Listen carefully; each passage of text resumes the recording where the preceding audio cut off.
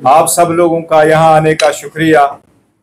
आज हमने मामूल से हटकर इस प्रेस कॉन्फ्रेंस को एक पॉइंट एजेंडे के साथ रखा है।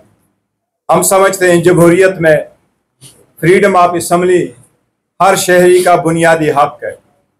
जो जमहूरियत में वोट देता है उसका राइट है। अगर वो वोट काउंट नहीं होता, उसका सही इस्तेमाल नहीं होता, जिन पर्पस के लिए वो नहीं होता, तो उसका राइट है कि वो जहां चाहे पीसफुल असम्बली कर ले। पाकिस्तान तहरीक इंसाफ बड़े अरसा से यहाँ एक जलसा मुनक़द करना चाह रही थी इस्लामाबाद में। हमने पहले डेट दी थी मार्च में, जो रमज़ान की वजह से पोस्टपोन हो गया था। फिर मई और जून में डेटें चेंज की गई और आखिरकार हमने ऐलान किया है, एनओसी हमारे पास है। इंशाअल्लाह ताला पाकिस्तान तहरीक इंसाफ इस्लामाबाद में संगजानी के मुकाम पे इतवार के दिन 8 सितंबर को 2 बजे इस्लामाबाद की हिस्ट्री का अज़ीमुशान जलसा इंशाअल्लाह मुनक़द करेगी। इस जलसे में इंशाअल्लाह ताला सिंध, बलूचिस्तान, KPK और आज़ाद कश्मीर और गिलगित बल्तिस्तान से इंशाअल्लाह खान साहब के टाइगर्स, पाकिस्तान तहरीक इंसाफ के वर्कर और सपोर्टर इंशाअल्लाह जोक तरजोक शिरकत करेंगे। इंशाअल्लाह पाकिस्तान तहरीक इंसाफ का हर wing, youth, ISF, women wing, labour wing और हर वॉक ऑफ लाइफ वाले इंशाअल्लाह ताला इसमें शिरकत करेंगे। ये हमारा एक पीसफुल जलसा होगा।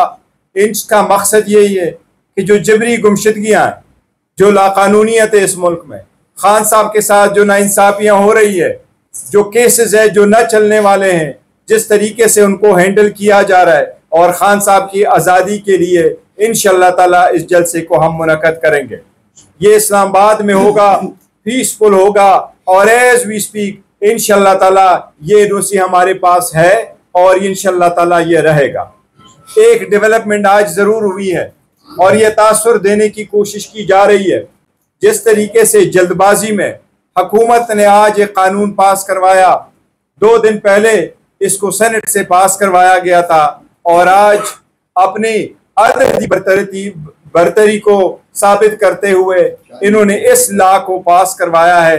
ये पीसफुल असम्बली वाला, ये हम समझते हैं आईन के आर्टिकल 16 की खिलाफ वर्जी है। इस एक्ट में भी अगरचे ये लिखा है कि आइंदा के लिए सारे जलसे संगजानी के मुकाम पे होंगे, इस्लाम में ये लिखा है, लेकिन इसको बड़ा स्ट्रिक्टली वर्डेड किया हुआ है। और अगर जलसे का इनेकाद हो बगैर एनओसी के तो उसके लिए 3 साल की सजा प्रोवाइड की गई है। हमने असम्बली पे भी आवाज उठाया और हम समझते हैं कि राइट टू पीसफुल असम्बली आप कभी वेपनाइज नहीं करते। क्या कोई बंदा अगर ट्रैफिक वायलेशन कर दे, क्या आप उनको 3 साल की सजा देंगे? आपको PTI से एक उनकी जो पॉपुलैरिटी है, आपको इससे एक डर लग गया, आपको ख्वाब में भी आता है ये। इंशाअल्लाह ताला ये इस सब चीज़ों के बावजूद पाकिस्तान तहरीक इंसाफ हर जगह में अपने जलसे करेगी। जलसों का भी एक शेड्यूल इशू हुआ है, इंशाअल्लाह ताला पीसफुल होंगे, लेकिन हमारे सारे जलसे इंशाअल्लाह ताला कंटिन्यू करेंगे। 2 चीज़ों का मैं आज सरसरी जिक्र करूँगा। आज सुप्रीम कोर्ट की जजमेंट आई है। सुप्रीम कोर्ट की जो जजमेंट आई है वो नेब तरामीम के खिलाफ। आप लोगों को याद होगा जिस वक्त खान साहब इस केस में खुद पेश हो गए थे तो सुप्रीम कोर्ट ने खान साहब को कहा कि हुकूमत की अपील अगर अलाउ हो जाती है तो आपको उसमें ज़ाती फ़ायदा हो जाएगा। खान साहब ने कहा मुझे ज़ाती फ़ायदे की ज़रूरत नहीं है, मैं कौम के लिए खड़ा हूँ और मैं चाहता हूँ कि करप्शन के खिलाफ स्ट्रांग कवानीन हो और उसकी स्ट्रांग इन्फोर्समेंट हो।